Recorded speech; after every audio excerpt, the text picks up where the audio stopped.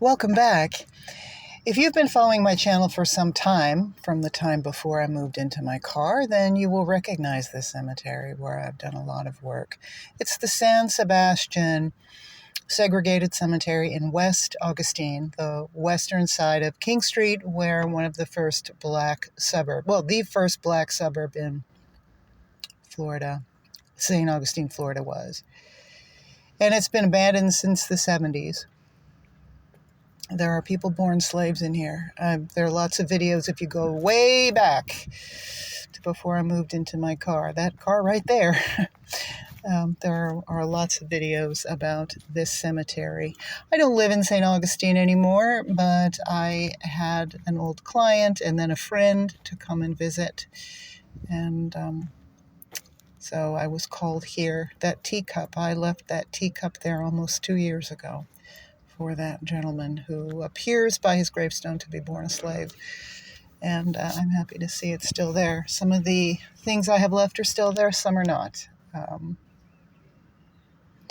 I was called to pull out my dowsing rods and follow them to where they led me, to where people might have had something to say.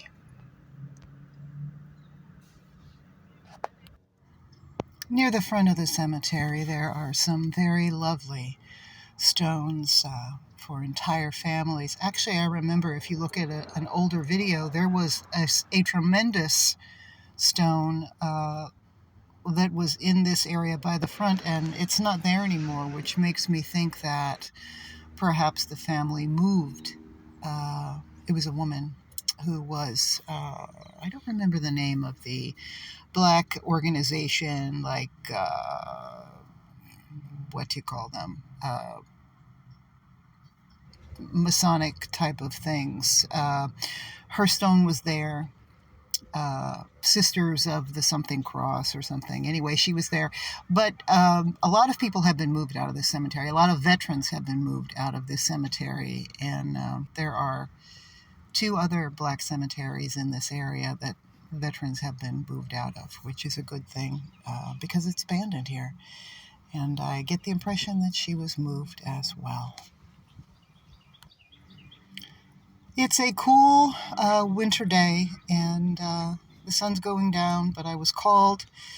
It's beautiful. You hear the birds. I'm just following the rods, which normally I would hold in 2 hands, but one hand was holding the phone.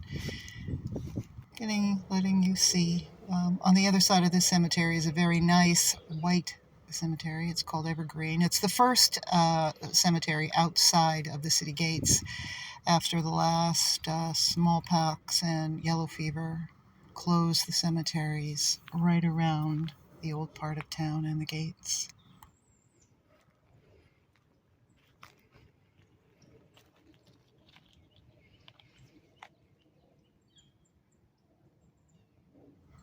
And here we are, to he who called me first.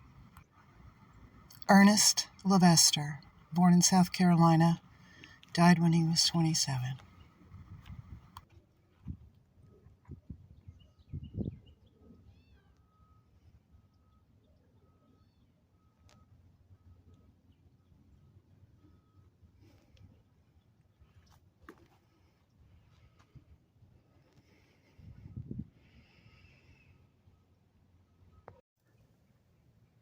Ernest, Levister,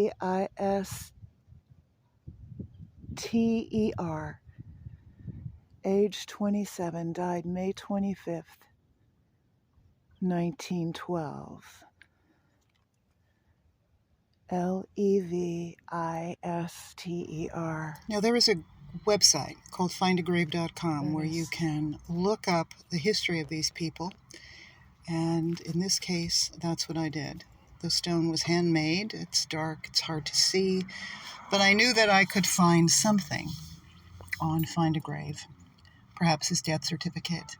And after that, I could use my own spidey senses, psychic tools, remote viewing, whatever you want to call it, to find out more. And I did.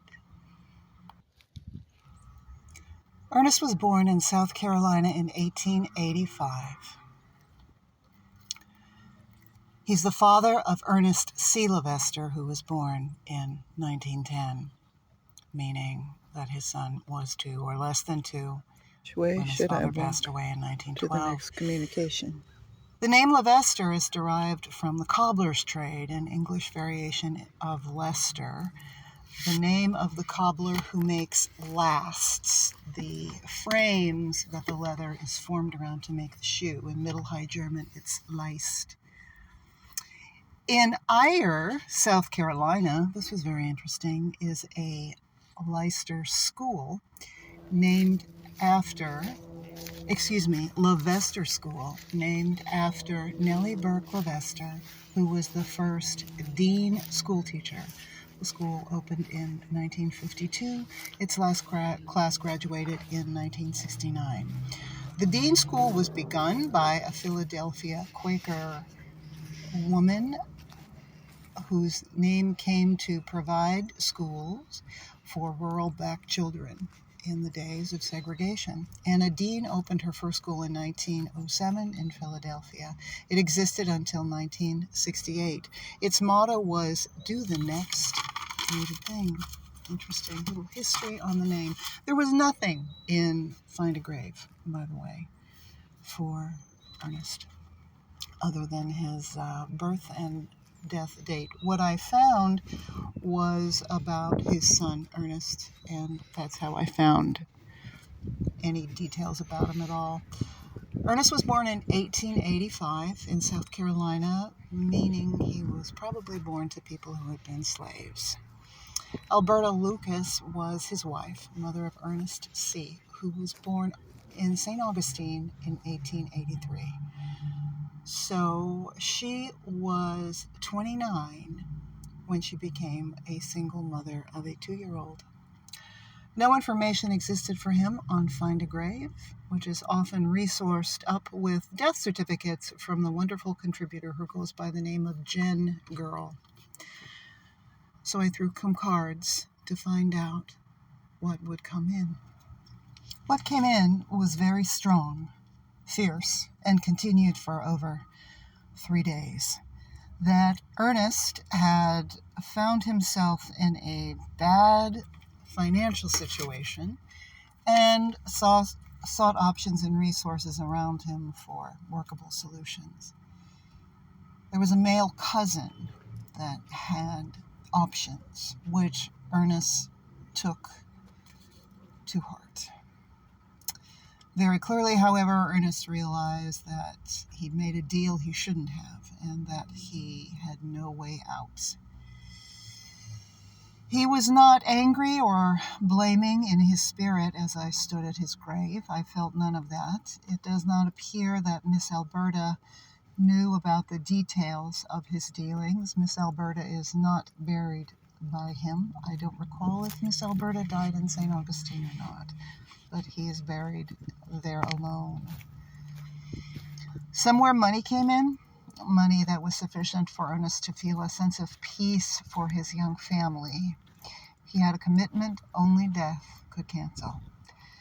He did something he couldn't live with, having made this agreement.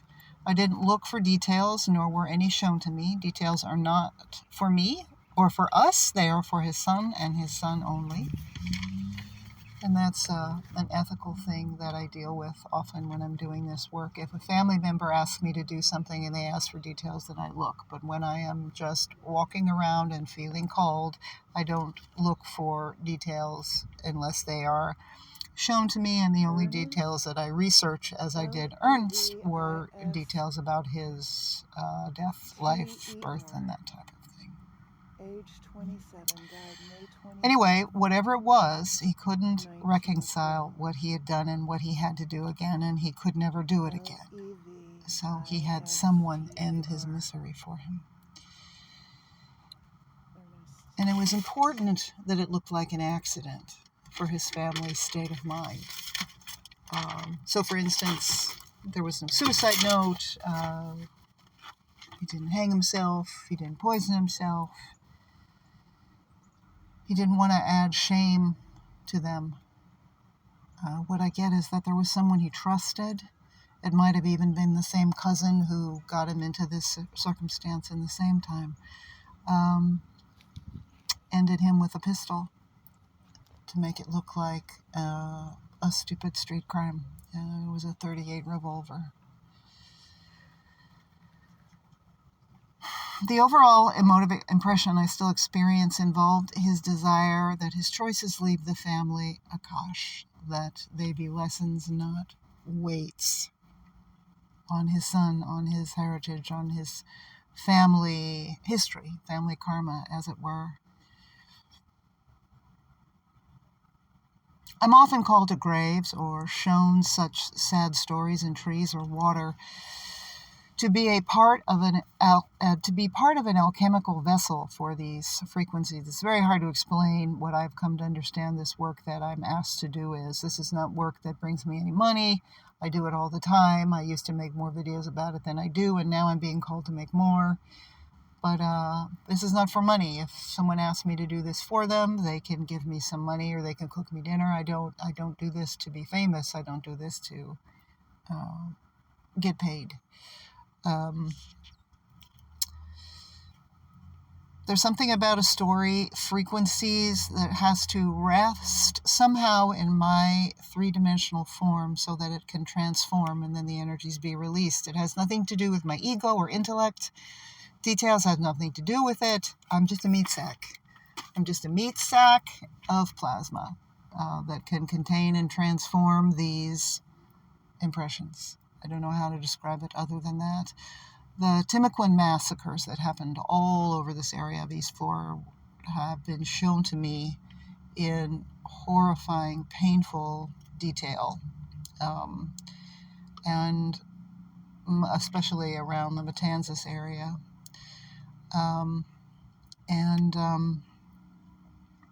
They've tempered me so that I can do this, so that I can walk into a cemetery and do this. It's never easy, but as my vessel gets stronger and my ego is shaved away, my holder of this experience, my alchemical vessel's tools seem to advance.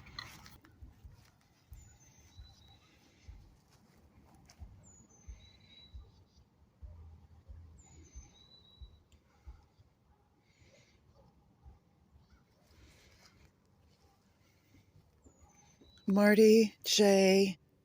Cooper, son of J.H. and E.L. Cooper, 1920 to 1924, at rest, next to Richard Cooper, who lived from 1912 to 1924, with Annie McQueen on the other side, 1893 to 1924, with a lovely show. I seem to be called to Martin. Is it Richard? No, you see, they point back to Martin. Martin has something to say. It's that both Martin and Richard died in 1924.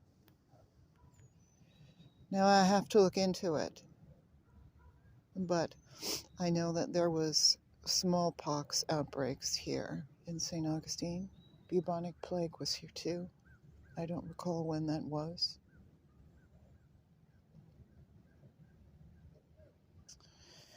Two young boys who died in 1924.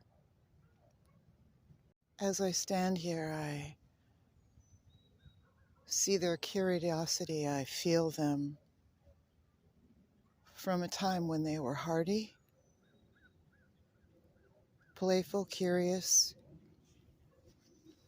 I see them as more of a mid-range cafe au lait color, not particularly dark, whereas the gentleman earlier was quite dark. These boys, more cafe au lait, I see them not in their deathness, but in their hardiness. Oh, I was just shown them laying on what seems to be, I think, what people used to call cooling tables.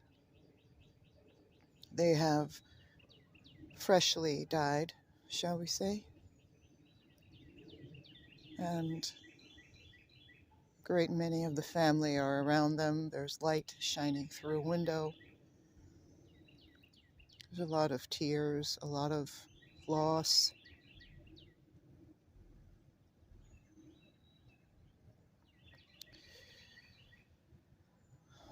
They are thin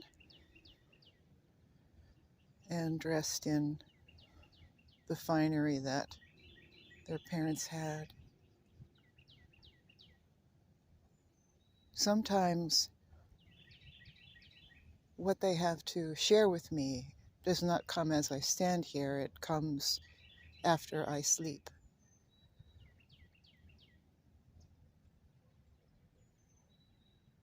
They're standing now and they're looking at me and they're checking to make sure that I'm, shall we say, the right soul to talk to, as this is, because of its history, it's a very visited place. There are a lot of groups, church groups, African American groups, veteran groups, because it's full of veterans all the way back to the Civil War here. Come here, do a lot of work cleaning it up, cleaning the stones. You can, if you see a really white stone, it's been cleaned, as that one right there, as I used to do when I lived here in St. Augustine. Went all over the county cleaning stones, writing and standing straight up veteran stones. You'll see there are back there in Pinehurst, which is the oldest black cemetery in Florida. You'll see flags and lovely white stones that have been cleaned and preserved. Veteran groups come here. So there's a lot of visitation that occurs here. A lot of people coming here for many reasons, though it's in a residential area. So I believe that they, in their own way, keep one eye peeled on the cemetery. There is not as much vandalism here as I have seen at other cemeteries. One actually just up the ways, the Woodlawn Cemetery. I've seen people doing drug deals there. So it still occurs, but I think that the historical significance and the Flagler College Department of Archaeology is involved in this place as well. And the University of Florida might be too. I'm not sure. This place is watched. And the boys are still kind of summing me up. So I don't think I'm going to get anything particularly while I'm here. But certainly when I dream, I got some more information from the gentleman earlier. But he didn't have that much to say. I'm going to see. It's getting cold, and you can tell by the light the sun is going down, but let's see if there's somewhere else. Is there someone else that has some information for me? That's a neutral read. If there's somewhere else that I am supposed to go to receive some information, can you please lead me there? I did find information about Martin and Richard Cooper on Find a Grave. Martin is also listed as Magnus, Martin J. or Magnus J. Cooper, born in 1920, died 1924. Richard Cooper, born in 1912, died also in 1924. To James and Emma Cooper, who had 9 children. In addition to Martin and Richard, there was an infant son who was born and died November 30th, 1922, so 2 years before the boys died. Noted to lockjaw, meaning that the baby couldn't latch on and nurse. That baby is also buried in San Sebastian, though he didn't seem to be buried by his brothers. I learned about this after the fact. It might have even been what is now an unmarked grave, or sometimes things just say baby without details. Anyway, Martin Magnus, who died when he was 4, died on July 28th, 1924, listed in a car accident, fractured his skull, died instantly. Now, it's disturbing to report that after this work at the cemetery, I stopped to have pizza because I really needed to ground myself. I didn't drink any beer, I didn't drink any alcohol, but I needed the bread, I needed the cheese. I went to the Mellow Mushroom, which is a place I love in St. Augustine, and I had a small white pizza, cheese and bread, to ground. And after I had that, I was driving down the coast road to my friend's house, which brought me back to St. Augustine, where I was going to spend the night. And I witnessed a terrifying accident where a car was knocked across the middle concrete median by a car coming out of a street. It hit another car that was making a left turn, and that's what knocked it across the median. It flipped once and landed on the driver's side with its wheels up against the trees that on the other side of the trees was the Atlantic Ocean. It was so strange because I saw it like through water. And it would have been very loud, a lot of screeching and the crunching of the car flipping. I heard nothing. I heard absolutely nothing. And people jumped out of their cars to run over, and I didn't hear them. I heard absolutely nothing. There were people screaming and running, and I heard nothing.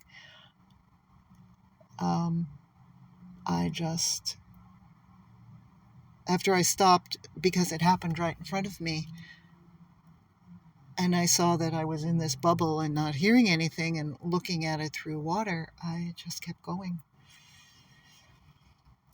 I was horrified to consider that I might have lucidly dreamscaped this. Did I see what killed Martin? Was I supposed to go back? I was told I wasn't supposed to go back. But I did have to go pull onto a dark street, which was a beach access, and just sit there under the night sky in the dark, and in the silence in the dark, just ground all of this. And I did that. Martin's older brother, Richard, was born in 1912 and died from accidental drowning. Same date. So it is likely that he was in the car, but it doesn't list that he was. I threw some cards and used my spidey senses. He was trapped somehow. He fought. He struggled. He greatly, greatly suffered. He did not die instantly.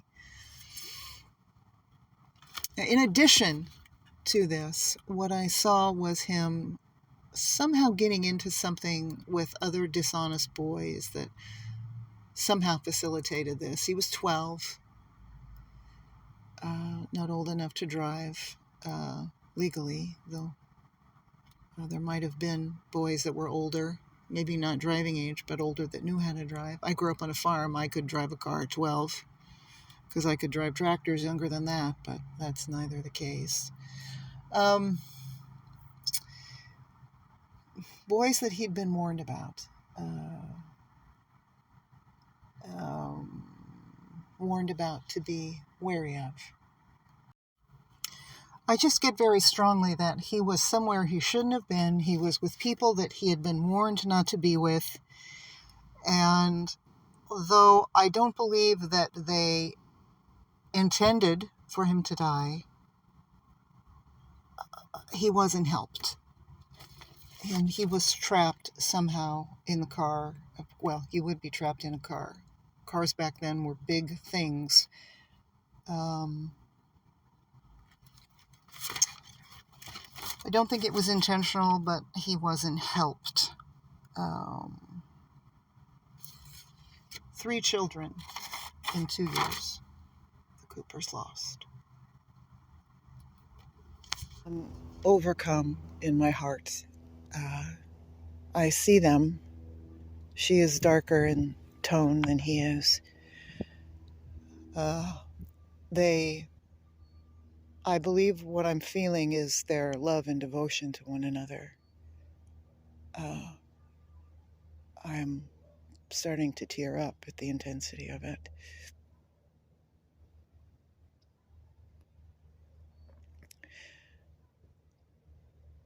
Now I'm feeling loss.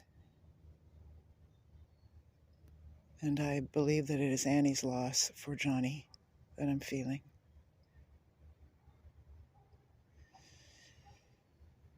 The warmth is spreading out across my chest.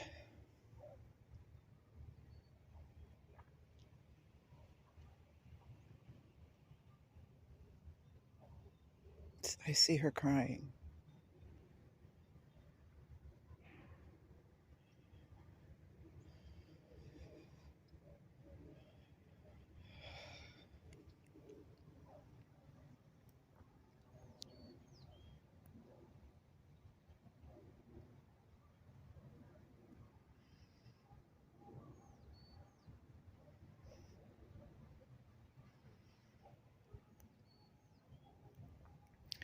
The warmth is dissipating, which indicates to me that whatever message I was to receive, to share from them, has been delivered.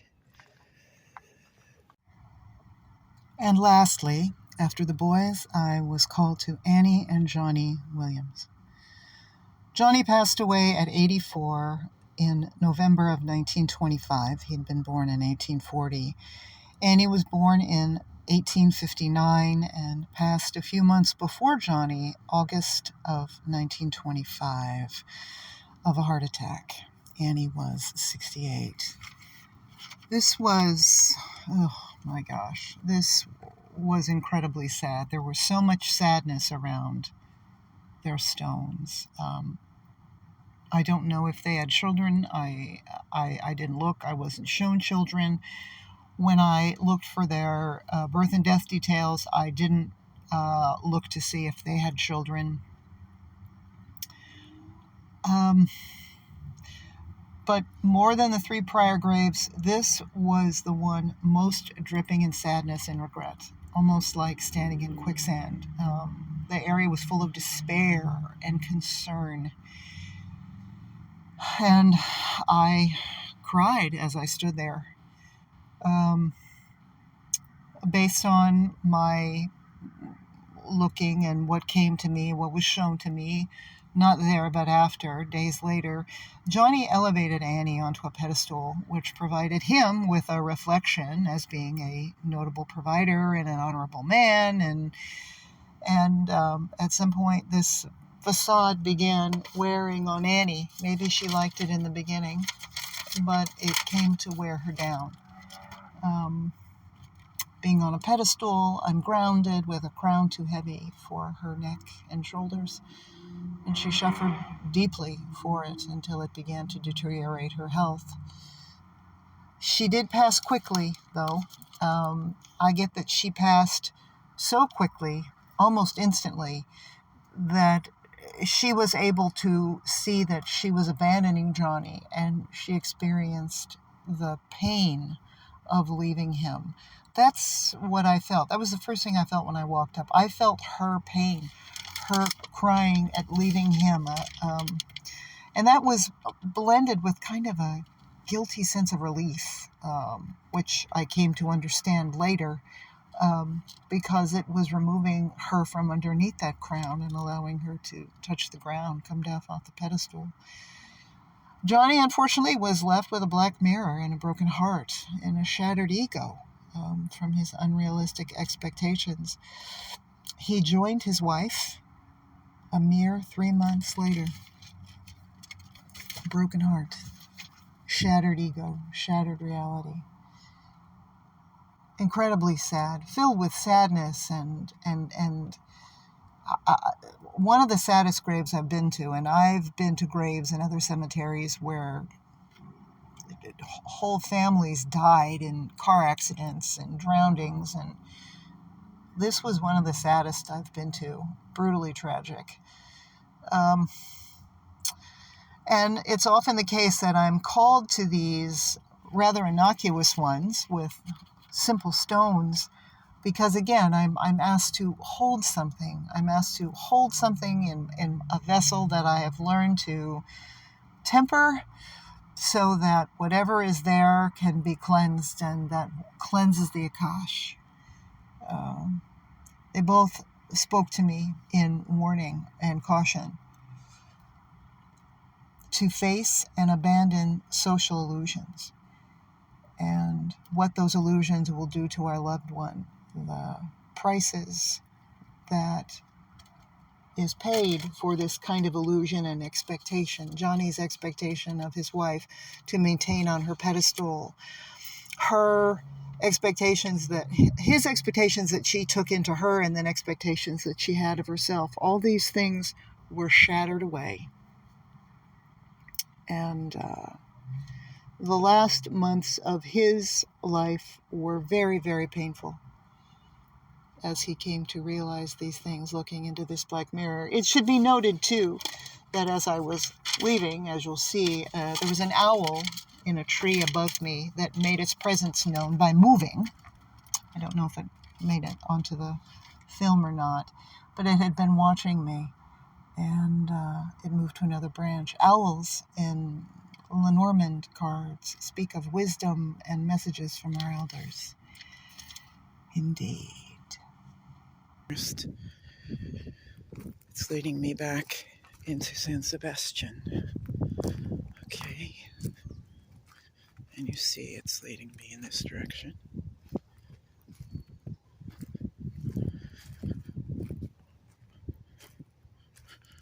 Normally I would have each of these in one hand and they would speak their direction in a different way, but because I have them in the same hand,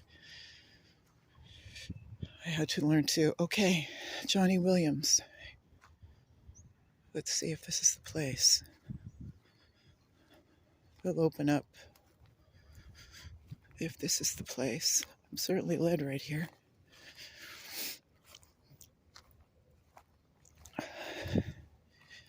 Yes, this is the place. Is it this one as well? No, it's either Johnny or Annie Williams here. Johnny died in 1925.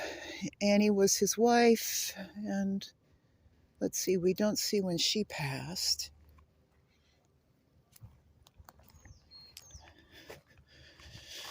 Okay. And only one of them, you see, is entombed.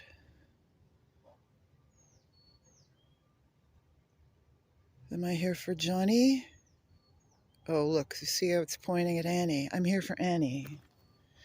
Am I here for Annie?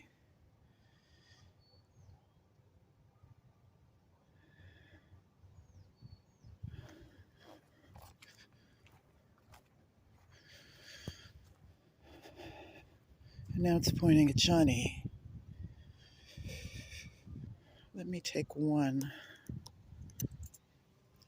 Can you show me yes, please? Can you show me no, please?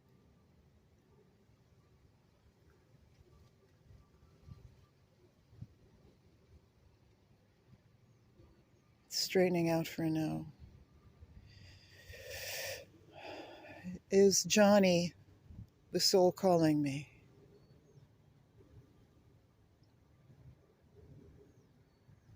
It's inching toward a yes. Is Annie the soul calling me?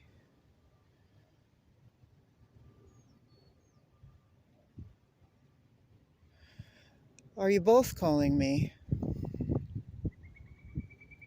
Yes. There it goes. Yes. Okay. Well, we don't know when Annie died, but I can probably look that up and discover that. But I will stand here a few minutes and see what I download. By the way, on the other side of that fence is the oldest cemetery outside of the old city gates of Old St. Augustine, the first cemetery after the smallpox epidemic, which filled the city cemeteries. It's called the Evergreen Cemetery. Enormous cemetery, but that's where the white folks were, and this is where the black folks were. A lot of messages over there as well, but I was called here today.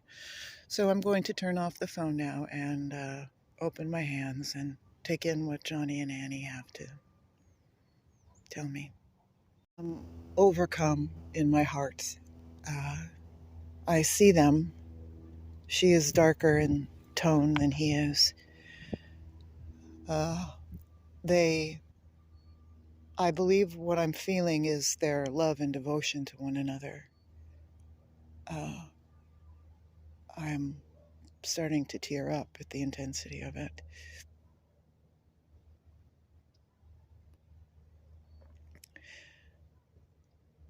Now I'm feeling loss. And I believe that it is Annie's loss for Johnny that I'm feeling.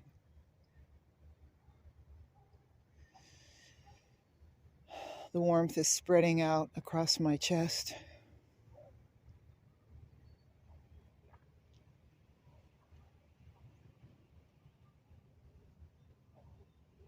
I see her crying.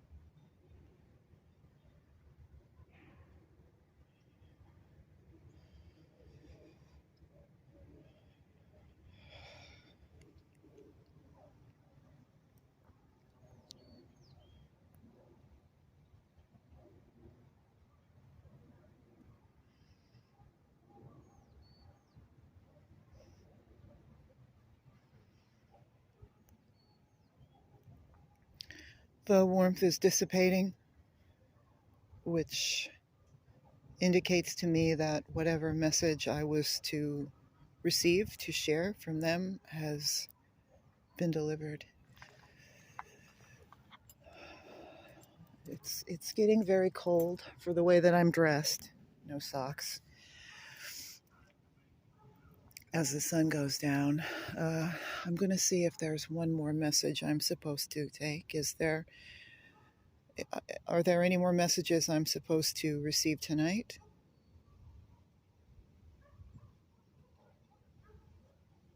That's not a yes. Have I done my work and it's time for me to go now? That's definitively a yes. All right. So this, if you watch my older videos, you'll know I spent much time here doing certainly my share of cleaning and cleaning of stones and picking up of trash. Though, as I said, this is a very now protected. A great many people come here and work on this place. I love seeing that gifts that I have left are in some cases still intact. I understand that some of the gifts that I have left could very easily have been blown away.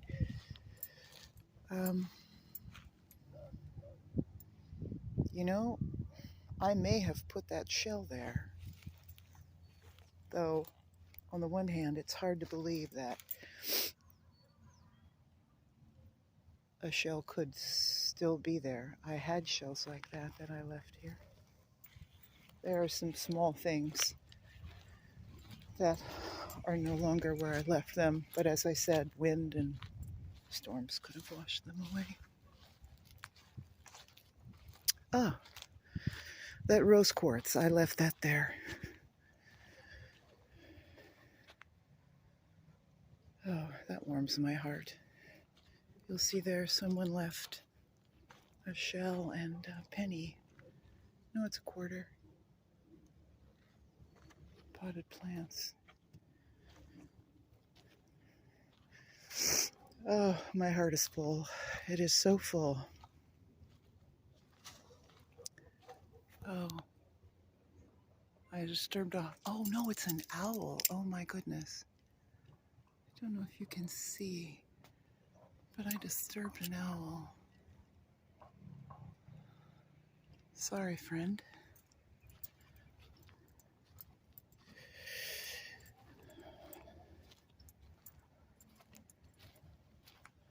And you see the flags of honor. Boys come here and place the flags.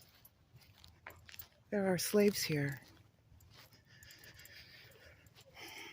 Little research will indicate that.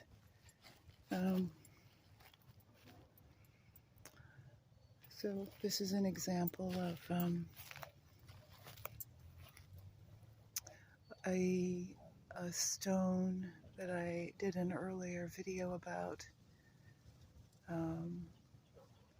Gosh, I can't remember the name exactly of the organization, but it's something about Templars, and that's their stone. And I did an earlier video about that group and tried to find the Templar stones here in St. Augustine. Cleaned one at the San Lorenzo Catholic Cemetery. This is Mr. Alfred Williams, who is from South Carolina. He was a private in the Army and passed away in 1937.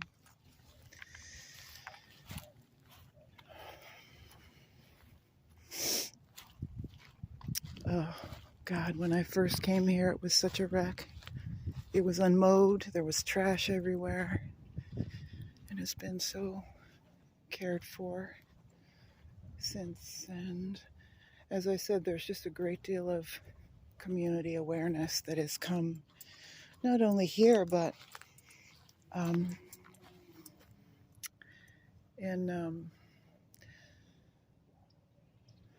there is in the Florida legislature an organization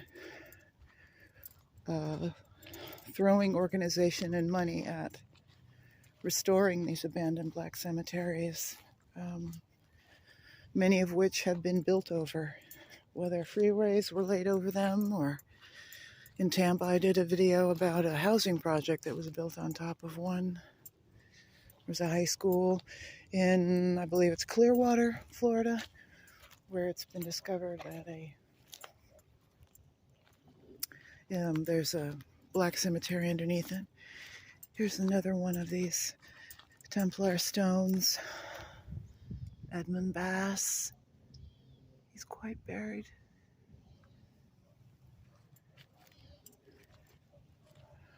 But there are slaves here, and there are odd fellows here, and there are the wives branches of the odd fellow groups that are here, near the front at least.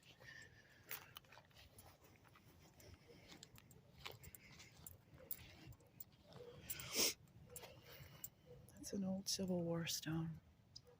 Mr. Samson Sanders.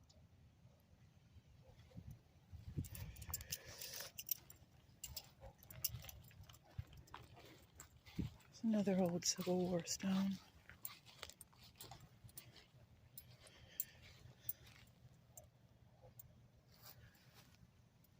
Also a Sanders.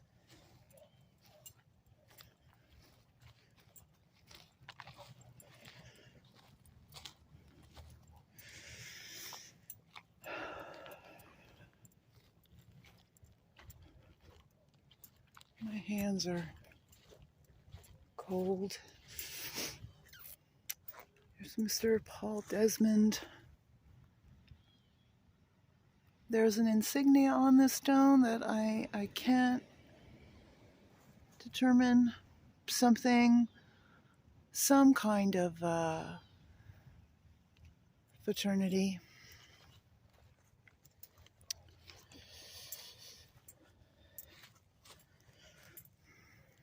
Miss Hattie.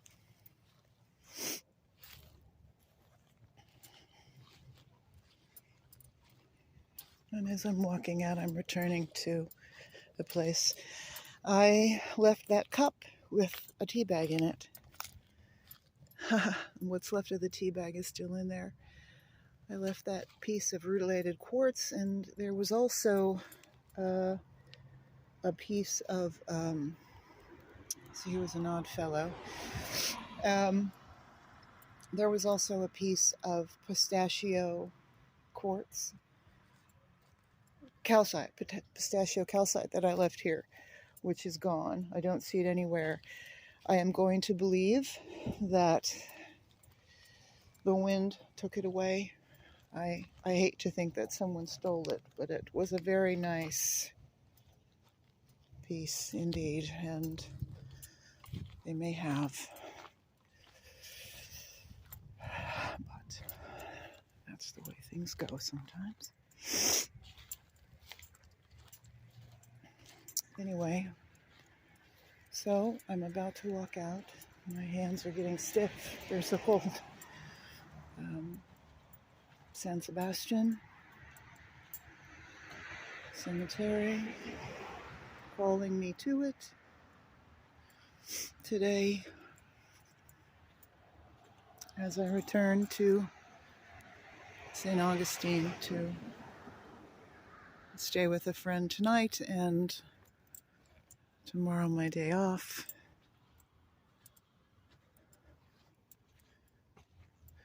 This is a very, very, very powerful place if you can sit quietly enough to hear. You will hear a lot.